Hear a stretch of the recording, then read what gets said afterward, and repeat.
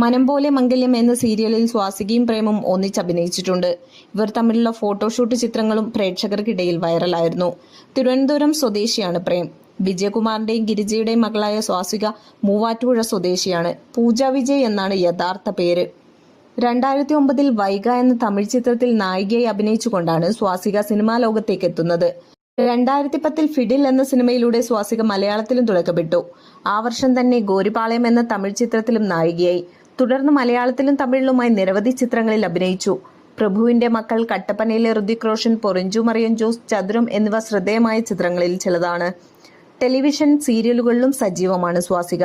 2014 മുതലാണ് സീരിയലുകളിൽ അഭിനയിക്കാൻ തുടങ്ങിയത്. മഴവിൽ മനോരമയിൽ സംപ്രേഷണം ചെയ്ത ദത്തുപുത്രി എന്ന സീരിയലിലാണ് സ്വാസിക ആദ്യമായിട്ട് അഭിനയിക്കുന്നത്. പല ചാനലുകളിലായി വിവിധ ടെലിവിഷൻ റിയാലിറ്റി ഷോകളിലും സാന്നിധ്യം അറിയിച്ചു. വാസന്തി എന്ന സിനിമയിലെ അഭിനയത്തിന് മികച്ച സഹനടിക്കുള്ള അവാർഡ് ലഭിച്ചിരുന്നു.